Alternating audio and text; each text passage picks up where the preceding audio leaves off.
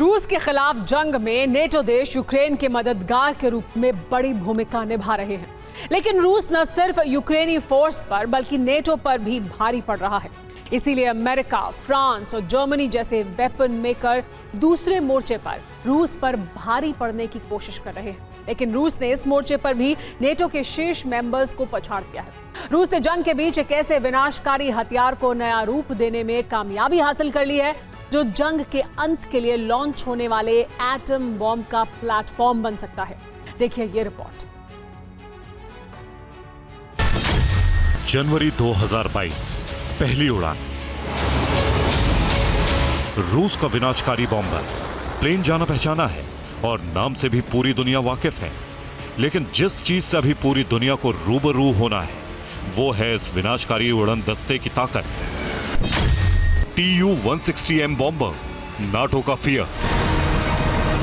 आपने बिल्कुल सही सुना, ये रूस का वही स्ट्रेटेजिक बॉम्बर Tu-160 है जो 4 दशक पहले मॉस्को ने इंट्रोड्यूस किया था। तब से अब तक नाटो के लिए खौफ पर्याय बना यही व्हाइट स्वान अब नए अवतार में दुनिया के सामने है। लेकिन यूक्रेन से जंग के बीच शुरू हुए अपग्रेडेशन प्रोग्राम के तहत जनवरी 2022 में पहली उड़ान भरने वाला ये नया शाहकार है Tu-160M बॉम्बर। इस आसमानी तूफान की ताकत का अंदाजा इस खूबी से लगा लीजिए कि Tu-160M दुश्मनों के एयर जोन में एंटर करके न्यूक्लियर तबाही मचा देगा, लेकिन ना तो तबाह होने वाले देश को भनक लगेगी, ना ही नाटो के उन्नत रडार सिस्टम इस प्लेन को ट्रेस कर पाएंगे। हालांकि रूस इस बारूदी बवंडर का इस्तेमाल जंग में करेगा या नहीं, इस पर संशय है, क्योंकि इस वक्त नाटो के खिलाफ महाविनाश का पर्याय बना ये व्हाइट स्वान टेस्टिंग पीरियड में है। खबर यह है कि 2 Tu-160 मिसाइल कैरियर का स्टेट ट्रायल शुरू हो चुका है। इसी ट्रायल के तहत Tu-160 बॉम्बर ने 12 घंटे की उड़ान पूरी की है। इस उड़ान के दौरान बॉम्बर ने नॉन स्टॉप 9000 किलोमीटर की दूरी तय की, जिसके बाद दोनों Tu-160 बॉम्बर्स ने वोरकुटा के बेस पर लैंडिंग की। इसका साफ मतलब है कि रूस न्यूक्लियर वॉर के लिए बड़े पैमाने पर तैयारी कर रहा है, जिसका प्रमाण है Tu-160M न्यूक्लियर बॉम्बर की ये उड़ान। दावा यह भी है कि Tu-160M की उड़ान का मकसद स्ट्रेटेजिक मिसाइल की लॉन्चिंग का टेस्ट था। हालांकि इस टेस्ट में रूस को कामयाबी मिली या नहीं, इसका खुलासा नहीं किया गया है, लेकिन यह तय हो गया है कि अब रूस ने एक ऐसे बॉम्बर को अपग्रेड कर लिया है जो न्यूक्लियर अटैक का लॉन्च पैड हो सकता है। लेकिन सवाल यह है कि Tu-160M अपने पहले वाले संस्करण से कितना उन्नत है, ये प्लेन कितना खतरनाक है और इसमें वो कौन सी सुविधाएं हैं जो पहले नहीं थी। शुरुआत सुविधाओं के विश्लेषण से करते हैं।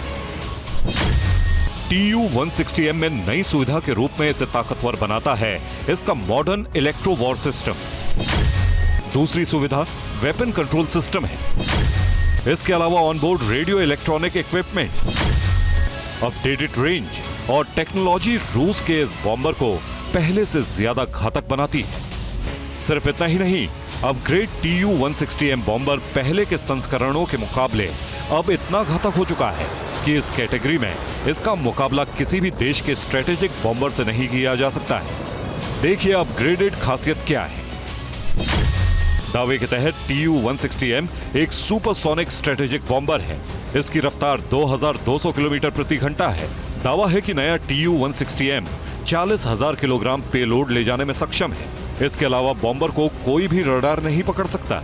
वहीं नई खासियत बॉम्बर के वेरिएबल स्विंग विंग है, यानी इस प्लेन के विंग को अलग स्पीड में एडजस्ट किया जा सकता है, जिससे प्लेन की स्टेबिलिटी हर हाल में बनी रहेगी और कंट्रोल करने में भी पायलट को आसानी होगी। यानी रूस के पास अब एक ऐसा विनाशकारी हथियार है जिसमें खुद को रडार से बचाने की न सिर्फ क्षमता मौजूद है, बल्कि रडार एब्जॉर्बिंग मटेरियल की कोटिंग इसे सबसे खतरनाक हथियार की कैटेगरी में सबसे ऊपर खड़ा करती है। इसका मतलब है कि रूस बहुत जल्द जंग में ऐसे विनाशक उड़न दस्ते का इस्तेमाल करने वाला है जो यूरोप को भी विनाशकारी बारूद की जद में ले लेगा।